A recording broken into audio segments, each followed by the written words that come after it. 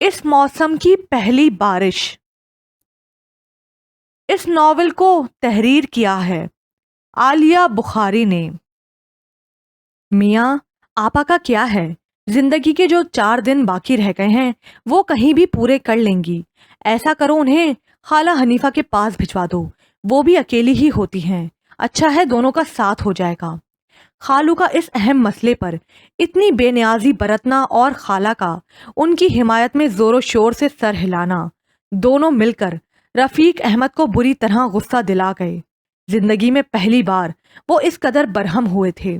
اپنی ازدواجی زندگی میں ملنے والی تمام تر بدصورتیوں کو بڑے رسان سے قبول کرنے والا شخص کسی معاملے میں اس حد تک ضد پر اتر آئے گا، مشورہ دینے والوں کے سان و گمان میں نہیں تھا۔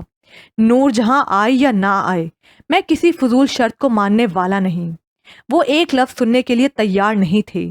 شہر کے دوسرے سرے پر بسنے والی خالہ حنیفہ، جن سے ان کا رشتہ بھی اتنی دور کا تھا کہ رفیق احمد کو ہمیشہ سمجھنے میں دقت ہوتی تھی، بس سب کی دیکھا دیکھی خالہ کہہ لیا کرتے تھے۔ ان کے پاس اپنی اماں کو بھیجنے کا خیال ہی ان کے لیے انتہائی ذلت آمیز تھا، جبکہ خالہ حنیفہ اتنی تنہا بھی نہیں تھیں جتنا ان کے خالہ خالو کا بیان تھا۔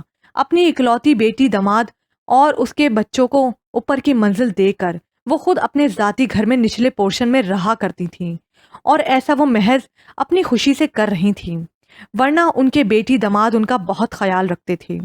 اماں کے لاکھ سمجھانے کے باوجود بھی رفیق احمد ٹس سے مس نہیں ہو رہے تھے، اور بیٹے کی زندگی کی ویرانی ہر گزرتے دن کے ساتھ ان کے دل میں پڑے گھاؤ کو گہرا کرتی جا رہی تھی۔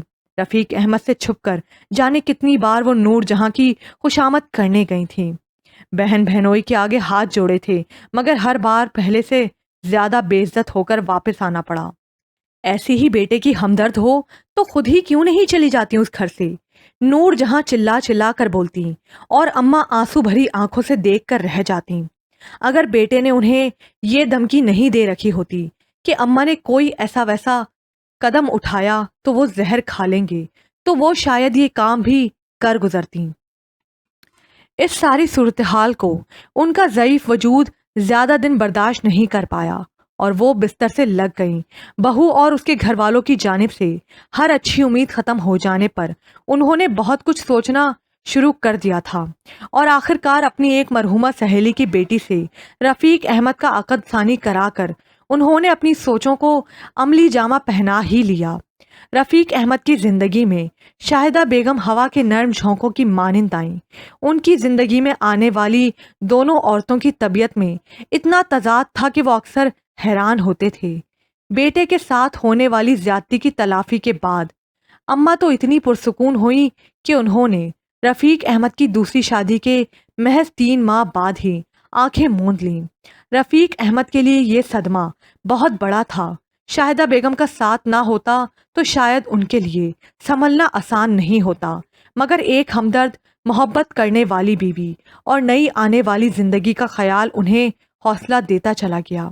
مگر اس سارے عرصے میں ایک عجیب بات یہ ہوئی کہ نور جہاں بیگم، جو رفیق احمد کی دوسری شادی اور ساس کی بیماری اور پھر انتقال کی خبر سن کر بھی نہیں آئی تھیں، سمیہ کی پیدائش پر لوٹ آئیں، انتہائی شرمسار اور تھکن زدہ وجود لیے۔ تینوں بیٹوں کی انگلی تھامے ہوئے وہ رفیق احمد سے معافی کی طلبگار تھیں۔ ان کا یہ روپ بالکل نیا تھا، پچھلے دنوں کی کوئی جھلک تک دکھائی نہیں دیتی تھی۔ نیک طبیعت شاہدہ بیگم ان کی آنکھوں میں آنسو دیکھ کر تڑپ گئیں، اور کچھ اس طرح رفیق احمد پر دباؤ ڈالا کہ انہیں ماننا ہی پڑا۔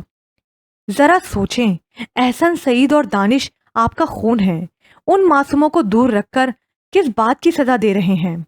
نور جہاں بیگم کو گلے لگا کر استقبال کرنے والی شاہدہ بیگم کے دل و دماغ کے کسی کونے میں ان سے کسی بغض و عناد کا کوئی ہلکا سا احساس بھی نہیں تھا، مگر نور جہاں بیگم اسی پل ایک اور فیصلہ کر چکی تھیں، زندگی میں ہر قدم پر شاہدہ بیگم کو نیچا دکھانے کا فیصلہ، رفیق احمد کے ساتھ ساتھ شاہدہ بیگم کی زندگی پر بھی مکمل با اختیار ہونے کا عہد۔ اپنی راجدھانی میں حصے داری پر وہ ان دونوں کو کبھی معاف نہیں کریں گی۔ اس فیصلے پر انہوں نے کبھی نظر ثانی کی ضرورت نہیں سمجھی۔ جب تک کاروبار میں اتنی وسعت نہیں تھی، دونوں بیویوں کو اسی 3 کمروں والے گھر میں رکھنا رفیق احمد صاحب کی مجبوری تھی، جہاں 2 بڑے کمرے ظاہر ہے بڑی بیوی کے تصرف میں تھے کہ ان کا 3 بچوں کا ساتھ تھا، اور ایک تیسرا بالکل چھوٹا کمرہ جو اماں کے زمانے میں اسٹور کا کام دیا کرتا تھا، شاہدہ بیگم کے حصے میں آ گیا، جہاں وہ رفتہ رفتہ نور جہاں بیگم کے مقابلے میں واقعی ایک فالتو چیز ہی کی حیثیت اختیار کر گئیں۔ رفیق احمد کی آمدنی میں تو وہ بڑی بیوی خود بخود ہی زیادہ کی حقدار ٹھہری۔ بچوں کے اسکول جانے کے دن تھے، ان کے تعلیمی اور دیگر اخراجات پر نور جہاں نے ہمیشہ شوہر کے وسائل سے زیادہ پیسہ خرچ کیا۔ ان کے اس رویے کا نتیجہ یہ نکلا کہ شاہدہ بیگم خرچ اور آمدن کے توازن کو برقرار رکھنے میں اپنی اور اپنے بچوں کی ضروریات کو محدود تر کرتی چلی گئیں۔ گھر کے کاموں کی تمام تر ذمہ داری ان کی تھی اور مرضی نور جہاں بیگم کی چلتی تھی۔ نور جہاں بیگم کے میکے والے آ کر ہفتوں گزار جاتے اور شاہدہ بیگم ہنسی خوشی سب کی خدمت کیے چلی جاتی، مگر اتنا سب کچھ کر لینے کے بعد بھی وہ ان کے دل میں جگہ نہ بنا سکیں۔ کبھی سمیہ اور فہد کو زیادہ منہ مت لگانا، سوتیلے آخر سوتیلے ہی ہوتے ہیں، زیادہ ڈھیل دو گے تو ہر چیز پر قبضہ کرنے کی کوشش کریں گے۔ وہ اپنے بڑے بیٹوں کو سمجھاتی جو اب جوانی کی سرحدوں کے قریب پہنچ رہے تھے۔ بڑے 3 بیٹوں کے بعد ان کے ہاں رینا اور آصف تھے۔ اپنی ماں اور ننیال والوں سے ان 5 کے کانوں میں شاہدہ بیگم کی برائیاں اور اپنے باپ کی ناانصافی جو ان سب کے خیال میں ان کی ماں کے ساتھ روا رکھی گئی تھی، اس تواتر سے پڑھتی رہیں کہ وہ 5 بہن بھائی آپس کے بہت سے اختلافات کے باوجود جس ایک بات پر متفق تھے وہ تھی اپنی چھوٹی امی اور ان کے دونوں بچوں سے شدید مخالفت، جس میں رینا اپنے بھائیوں سے 4 قدم آگے ہی جا رہی تھی۔ اسے نور جہاں بیگم نے اپنے ہی سانچے میں ڈھالا تھا۔ بیٹوں کے ساتھ مل کر رفیق احمد نے کاروبار کو کافی وسعت دے دی تھی، اور یقیناً ان کے بیٹوں نے بھرپور ساتھ بھی دیا تھا۔ یہیں پر در پردہ ان کی والدہ محترمہ کی دانائی کام کر رہی تھی۔ فہد کے بڑا ہونے سے پہلے کاروبار کو پوری طرح اپنے قبضے میں لے لو، کوئی ضرورت نہیں آگے چل کر اسے حصے دار بنانے کی۔ محنت میرے بچے کریں اور کھائے شاہدہ کی اولاد، میں قیامت تک ایسا نہیں ہونے دوں گی۔ پھر جیسا نور جہاں بیگم نے چاہا ویسا ہی ہوتا چلا گیا۔ رفیق صاحب نے اتنا تو ضرور کیا کہ جب بڑا گھر خریدا گیا تو اس میں اوپر کی منزل میں شاہدہ بیگم اور دونوں بچوں کو شفٹ کر کے انہیں ہر وقت کی بیگار اور بے عزتی سے نجات دلا دی۔ نور جہاں بہت تلملائی بھی، مگر سمیہ اور فہد کے لیے یہ بہت اچھا رہا۔ تھوڑی سی پرائیویسی ملی تو دونوں نسبتاً بہتر ماحول میں پلنے کی بنا پر پر اعتماد شخصیت کے روپ میں ڈھلتے جا رہے تھے۔ شاہدہ بیگم اتنا بہت کچھ سہنے کے بعد بھی اتنی پرسکون اور مطمئن کیسے نظر آتی تھیں؟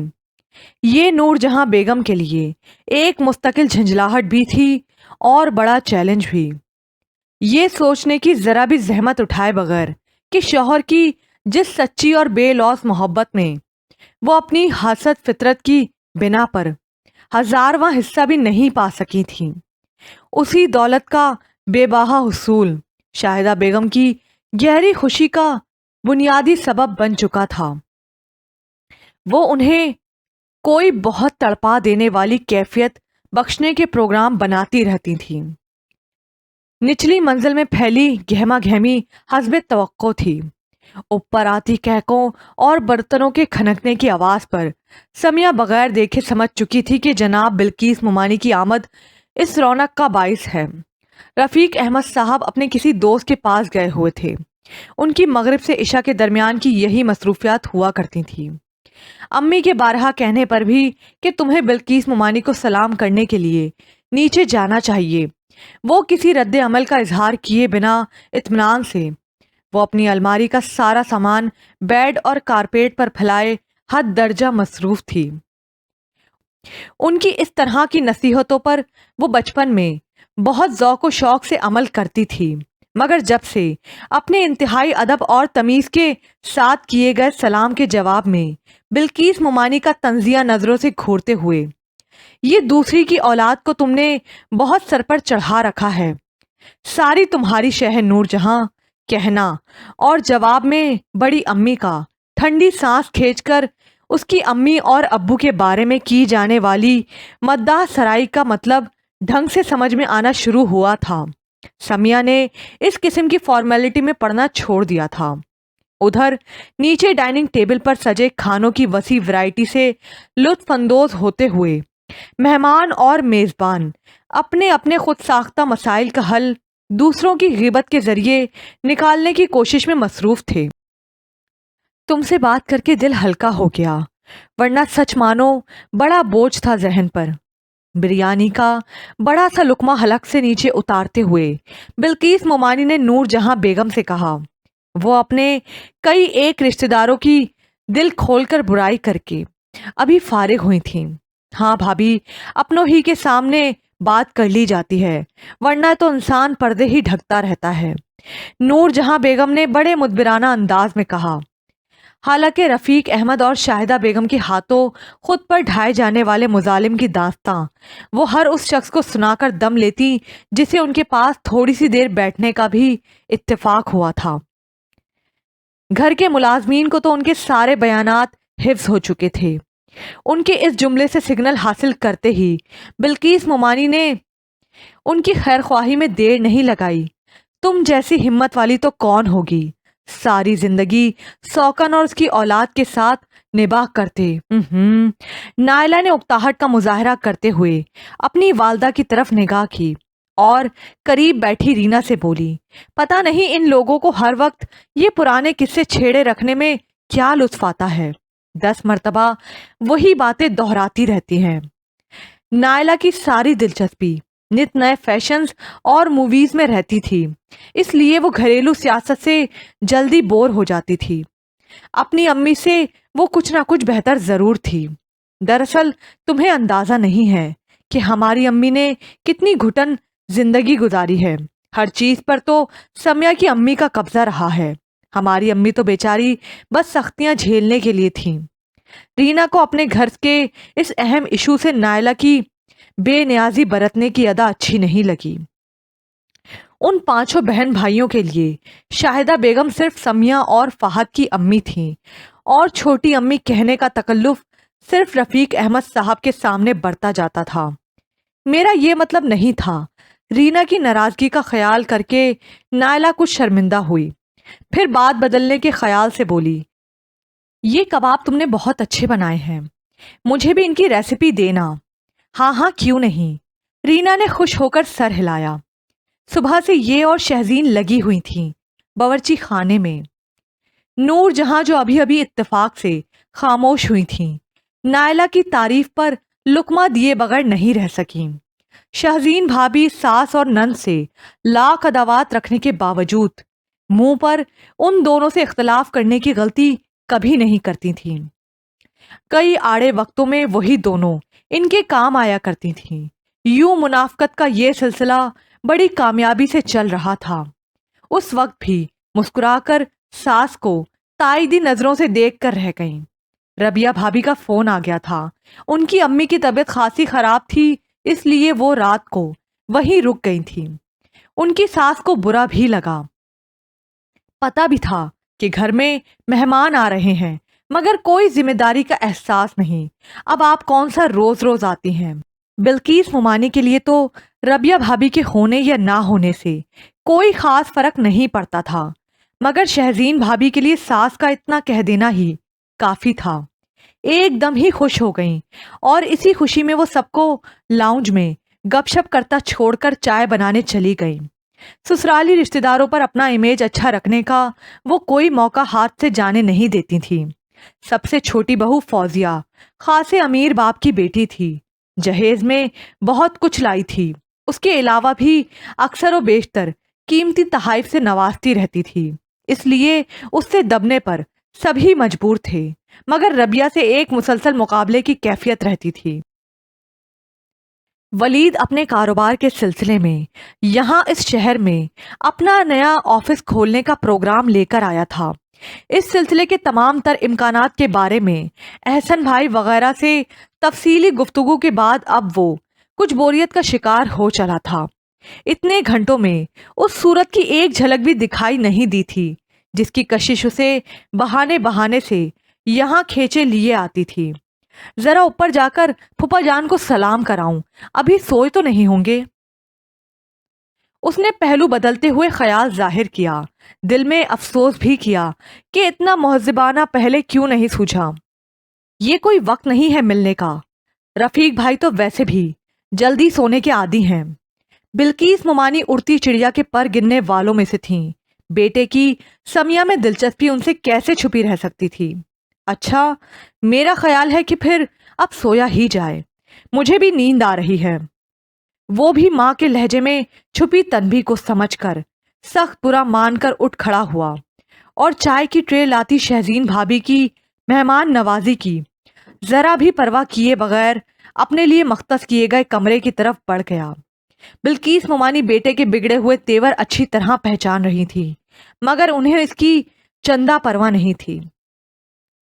جو وہ چاہتا تھا اسے وہ قیامت تک نہیں ہونے دیں گی، یہ تہیہ وہ بہت پہلے کر چکی تھیں۔ ہاں، اس بات پر وہ اکثر دل میں حیرت زدہ ہوتی تھیں کہ ان کی شاہدہ بیگم اور سمیہ سے اتنی عداوت کے باوجود ولید کے دل تک سمیہ کی رسائی کس طرح ممکن ہو سکی۔ اے نور جہاں، کیا یہ رفیق احمد نیچے آنا جانا بالکل ہی چھوڑ چکے ہیں؟ بلقیس ممانی نے چائے کا گھونٹ بھرتے ہوئے ذرا رازداری سے نور جہاں بیگم سے دریافت کیا۔ رات دیر تک جاگنے کے باوجود دونوں ہی صبح سویرے اٹھنے کی عادی تھیں۔ بقیہ اہل خانہ کی صبح ابھی کافی دور تھی۔ کیا پوچھتی ہیں بھابھی، اس کی اجازت ہوگی تو آئیں گے نا، ورنہ کیا مجال ہے۔ انہوں نے ٹھنڈی آ بھری۔ اصل وجہ وہ قطعی حذف کر گئیں کہ ان سب لوگوں کی عدم توجہی اور سرد مہری نے رفیق احمد کو اوپر کی منزل تک محدود ہونے پر مجبور کر دیا ہے، جہاں وہ بہرحال اپنے دور جوانی کے ان ایام کی نسبت بہت پرسکون اور خوش تھے جب شاہدہ بیگم کے ساتھ تھوڑا سا وقت گزارنا بھی دشوار امر تھا۔ بلقیس ممانی نے تعصب سے سر ہلایا، ابھی کچھ کہنے ہی جا رہی تھی کہ سامنے سے ولید کو آتا دیکھ کر ساری توجہ اس کی طرف مرکوز ہو گئی۔ وہ نہا دھو کر بالکل تیار ہوا انہی لوگوں کی طرف آ رہا تھا۔ بڑی جلدی اٹھ گئے بیٹا؟ اس کے سلام کے جواب میں سر ہلاتے ہوئے نور جہاں بیگم نے بڑی محبت سے پوچھا۔ میں تو روزانہ اس سے بھی جلدی اٹھ جاتا ہوں، ہماری امی کو بہت غصہ آتا ہے دیر تک سونے والوں پر، کہتی ہیں کہ نحوست پھیلتی ہے۔ آپ کچھ نہیں کہتی ان سب لوگوں کو؟ وہ بڑے ناسہانا موڈ میں تھا۔ بلقیس ممانی تو اس کی یوں جتانے پر شرمندہ ہی ہوئیں، لیکن نور جہاں بیگم نے دل ہی دل میں رینا کو 10 صلواتیں سنا کر صفائی پیش کرنی لازمی سمجھی۔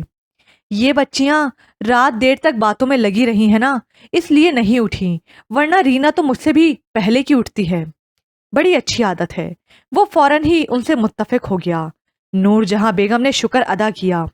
ولید کی کج بحثی کی عادت سے وہ خائف رہتی تھی، منہ پھٹ بھی تھا، مگر سب برائیوں کے باوجود انہیں دل سے رینا کے لیے پسند تھا۔ بلقیس ممانی ان کی سب سے بڑی غمسار تھیں اور ان کے مرحوم شوہر نے خاصی زمین جائیداد چھوڑی تھی۔ ایسی جگمگاتے بیک گراؤنڈ کو دیکھتے ہوئے رینا کا مستقبل بھی ان کی نظر میں روشن تھا۔ یہ اوپر کیا کرنے چلے ہو؟ بلقیس ممانی نے اسے سیڑھیوں کا رخ کرتے دیکھا تو فوراً ہی بولی، پھپھا جان سے ملنے جا رہا ہوں، پھر وہاں کم از کم ناشتہ تو تیار ہوگا ہی، یہاں تو ابھی کوئی اثار ہی نہیں ہے۔ ولید نے سیڑھیاں چڑھنے میں اتنی تیزی دکھائی اور دونوں خواتین ہے کرتی رہ گئیں۔ شیشے کے داخلی دروازے کے اس پار نظر سیدھی اسی کی طرف گئی۔ ڈائننگ ٹیبل پر لمبے سفید اور گلابی پھولوں کے عقب میں سمیہ کا مسکراتا ہوا چہرہ ولید کے لیے ان لمحات میں شاید یہ دنیا کا سب سے خوبصورت نظارہ تھا۔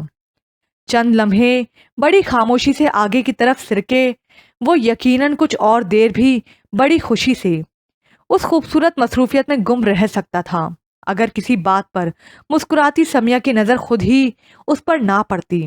नाचार दरवाजे को हल्का सा नॉक करना ही पड़ा। रफीक अहमद और शाहिदा बेगम जो दोनों उसकी जानिब पुश्त किए बैठे थे फौरन ही मुतवज्जा हुए। दरवाजा बंद नहीं था, सिर्फ बराबर किया हुआ था। वो हल्का सा धक्का देकर खुद ही अंदर आ गया। वो दोनों उसे देखकर बहुत खुश हुए थे और खुले दिल से उसका इजहार भी कर रहे थे।